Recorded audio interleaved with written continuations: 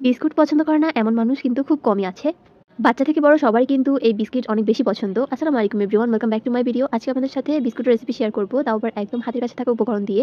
তো ফার্স্টে আমি একটা বোলের মধ্যে নিয়ে নিচ্ছি 2 কাপ পরিমাণে ময়দা, চাইলে আটাও দেওয়া যাবে। হাফ চা চামচ দিয়ে দিচ্ছি বেকিং পাউডার, 1/3 কাপ দিয়ে দিচ্ছি আইসিং সুগার। অর্থাৎ আপনারা যদি চিনিটাকে বেটে নেন বা ব্লেন্ডার করে নেন তাহলে কিন্তু আইসিং সুগারটা রেডি হয়ে যাবে। এখন সবকিছুকে খুব ভালো মতো মিশিয়ে নিতে হবে। আর তারপর এখানের মধ্যে আমি 1 কাপ পরিমাণে সয়াবিন তেল নিয়ে নিচ্ছি। তেলটা এখন অল্প অল্প করে দিয়ে একটা ড্রো বানিয়ে নিতে হবে। এই ড্রোটা কিন্তু তেল দিয়ে বানাতে হবে। সো দেখতেই পাচ্ছেন আমি অল্প অল্প করে কিন্তু তেল দিয়ে একদম ভালো মতো এগুলোকে মেখে নিচ্ছি। দ্বিতীয়বারও আমি তেল দিয়ে দিচ্ছি, আবারও খুব ভালো মতো মিশিয়ে নিচ্ছি। মানে যতক্ষণ না পর্যন্ত একটা ড্রো হয়ে যাবে ততক্ষণ পর্যন্ত তেল দিয়ে ভালো মতো মিশিয়ে নিতে হবে। এখানে কিন্তু আমার 1 কাপ তেল পুরোপুরি লাগেনি। 1 কাপ থেকে প্রায় 1 টেবিল চামচের মতো তেল বেঁচে গিয়েছিল। তো সবগুলো ভালো মতো মিশিয়ে ড্রোটা ঠিক এরকম বানিয়ে নিতে হবে, একদম ঠিক হয়ে যাবে। এখন এখান থেকে অল্প একটু পরিমাণে ড্রো আমি হাতের মধ্যে নিয়ে নিচ্ছি। এই পার্টটা স্লো করে দিয়েছি যাতে আপনারা বুঝতে পারেন যে এটার কনসিস্টেন্সিটা ঠিক কীরকম হবে। এখন দেখুন হাতের সাহায্যে এরকম রাউন্ড করে তারপর চাপ দিয়ে নিলে কিন্তু বিস্কুটের শেপ হয়ে যাচ্ছে। এখন একটা বড় সাইজের প্লেট নিয়ে নিচ্ছি। এখন এখানের মধ্যে কিছুটা পরিমাণে তেল ব্রাশ করে দিব আর তারপর একটা একটা করে বিস্কুট দিয়ে দিচ্ছি। আপনারা দেখেই বুঝতে পারছেন যে জাস্ট এটাকে একটু রাউন্ড করে চেপে দিলে কিন্তু বিস্কুটটা রেডি হয়ে যাচ্ছে। অনেকক্ষণ যে এগুলোকে মথে নিতে হবে সেটারও কিন্তু কোনো ঝামেলা নেই। তো এরকমভাবে আমি সবগুলো বিস্কুটই বানিয়ে নিচ্ছি। তো সবগুলো আমি প্লেটের মধ্যে নেওয়ার পর একটা চামচ নিয়ে নিচ্ছি। এই চামচের পিছনের অংশটা দিয়ে এই বিস্কুটগুলোর মাঝখানের মধ্যে এরকম চেপে দিচ্ছি। তাহলে কিন্তু এটা সুন্দর একটা ডিজাইন ক্রিয়েট হবে। একদম সিম্পল ডিজাইন বলতে গেলে এটাই হবে। তো সবগুলোতে এরকম চেপে দেওয়ার পর মাঝখানে আমি একটা একটা করে কিশমিশ অ্যাড করে দিচ্ছি। এতে করে কিন্তু বিস্কুটটা দেখতে অনেক বেশি লোভনীয় হবে। সবাই খুব বেশি পছন্দ করবে। আর ট্রাস্ট মি, এটা এত বেশি মজা ছিল, আমি আসলে এক্সপেক্টও করিনি যে এটা এতটা বেশি মজা হবে। এখন এটাকে আমি বেক করে নিব। তার জন্য চুলায় একটা বড় সাইজের হাঁড়ি বসিয়ে নিচে একটা স্ট্যান্ড বসিয়ে দিচ্ছি। আর তারপর আমি প্লেটটা বসিয়ে ঢাকনা দিয়ে রেখে দিব। দেখতে পাচ্ছেন এখানে কিন্তু আমি কোনো রকমের লবণ বা বালু ইউজ করিনি, এত সহজেই বিস্কিটটা বানানো যায়। প্রায় 15 থেকে 20 মিনিট এটাকে আমি বেক করে নিয়েছি। বিস্কুটগুলো একদম রেডি। এখন একটা স্প্যাচুলা দিয়ে এরকম আলতো করে নিলে কিন্তু বিস্কুটটা রেডি হয়ে যাবে। এখন আমি আপনাদেরকে একটা ভেঙেও দেখাচ্ছি কতটা ক্রিস্পি হয়েছে, দেখেই বুঝতে পারছেন। আর প্রত্যেকটা বিস্কুটের পিছনের অংশ কিন্তু অনেক সুন্দর আর পারফেক্ট ছিল। কোনো বিস্কুট কিন্তু পুড়েও যায়নি, দেখেই বুঝতে পারছেন। মাত্র একটি ডিম দিয়ে ঘিয়ে ভাজা বিস্কুট তৈরি হবে। অর্থাৎ বাসায় অতিথি চলে আসলে মাত্র 5 মিনিটে এই বিস্কুটটি তৈরি করে ফেলতে পারবেন। দুনিয়ার সবচেয়ে সহজ পদ্ধতিতে বানিয়ে দেখাবো আজকের এই বিস্কুট। লাগবে শুধু আটা আর একটি ডিম। তো চলুন ভিডিওতে যাওয়া যাক। ফার্স্টে আমি চুলায় একটা প্যান বসিয়ে দিব আর তারপর এখানে দিয়ে দিব 1 কাপ পরিমাণে লিকুইড দুধ। দুধ আপনাদের হাতের কাছে অ্যাভেলেবল না থাকলে গুঁড়া দুধ দিয়েও বানিয়ে নিতে পারবেন। আর দিয়ে দিচ্ছি স্বাদ অনুযায়ী কিছুটা লবণ আর দিয়ে দিব 1 টেবিল চামচ পরিমাণে ঘি। তো দুধের সাথে ঘিটা ভালো মতো মিশিয়ে নেওয়ার পর এখানের মধ্যে আমি দিয়ে দিচ্ছি 1/2 কাপ পরিমাণে চিনি। চিনিটা চাইলে স্বাদ অনুযায়ী বাড়িয়ে কমিয়ে দিতে পারেন। আর তারপর আবারও খুব ভালো মতো এগুলোকে মিশিয়ে নিতে হবে। এখন এটাকে অনবরত নেড়ে চেড়ে খুব ভালো মতো জাল করে নিতে হবে। এটা যখন একটু ফুটতে শুরু করবে তখন এখানের মধ্যে আমি দিয়ে দিব আটা। তো প্রথম পর্যায়ে আমি 1 কাপ পরিমাণে আটা দিয়ে দিয়েছিলাম। আর তারপর খুব ভালো মতো একটু মিশাতে মিশাতে আরও কিছুটা পরিমাণে আটা অ্যাড করে দিব। মানে এখানের মধ্যে আমি একটা ডো তৈরি করে নিব। তবে ডোটা কিন্তু খুব একটা শক্ত হবে না, একটু নরম টাইপেরই করে নিব। তো তারপর খুব ভালো মতো নেড়ে চেড়ে মিশিয়ে নিতে হবে। চুলার আঁচ মিডিয়ামে রেখে পানিটা একদম শুকিয়ে গেলে এটাকে চুলা থেকে আমি নামিয়ে নিচ্ছি। চুলা থেকে নামিয়ে এখন আমি একটা প্লেটের মধ্যে এটাকে রেখে দিব। আর তারপর যখন এটা হালকা একটু ঠান্ডা হয়ে যাবে তখন আমি হাতের সাহায্যে এটাকে মথে নিব। দেখতে পাচ্ছেন খুব ভালো মতো এটাকে একটু মথে নিতে হবে গরম গরম থাকা অবস্থায়। আর তারপর এখানের মধ্যে আমি দিয়ে দিব একটা ডিম। এই ডিমের সাথে খুব ভালো মতো এই আটাটাকে মিশিয়ে নিতে হবে। মিশাতে মিশাতে দেখবেন যে এটা একটু ছাড়া ছাড়া হয়ে গিয়েছে। তবে এটাকে খুব ভালো মতো সময় নিয়ে মথে নিতে হবে। এতে করে ডিমটা একদম ভালো মতো মিশে এই ডোটা অনেকটা সফট হয়ে যাবে। এখন আমি একটা খালি জায়গার মধ্যে ডোটা নিয়ে নিচ্ছি। আর দেখতেই পাচ্ছেন ডোটা কতটা পরিমাণে সফট হয়েছে।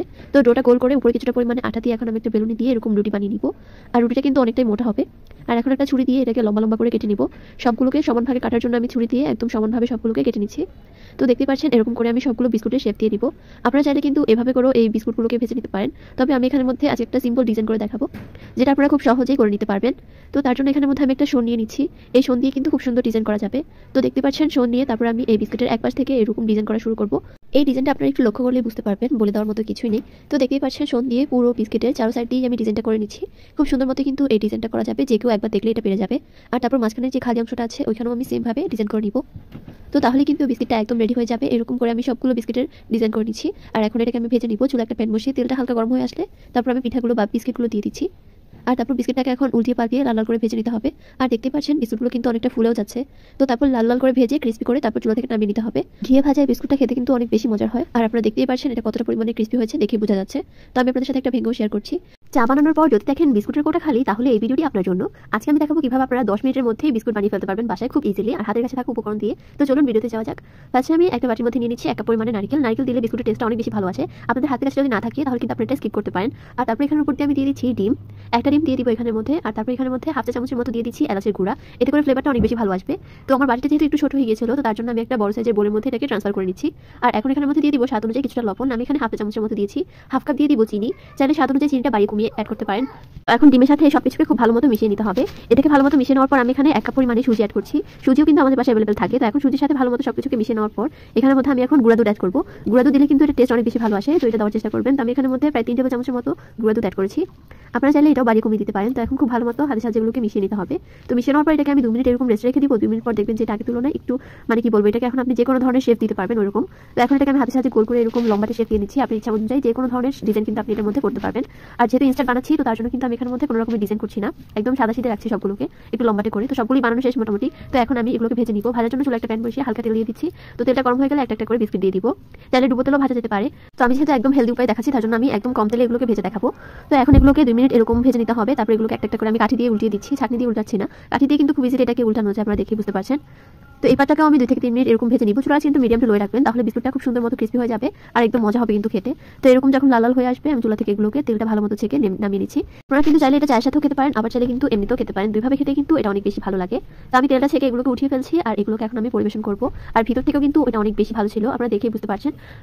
আপনাদের বোঝার সুবিধাতে আমি একটা ভেঙেও দেখাচ্ছি, দেখতেই পাচ্ছেন কতটা লোভনীয় হয়েছে এই বিস্কুটগুলো। আপনারা চাইলে কিন্তু বাসায় খুব সহজে এরকম বিস্কুট বানিয়ে পরিবেশন করতে পারেন। তো আমার আজকের ভিডিও ছিল এই পর্যন্তই। আল্লাহ হাফেজ।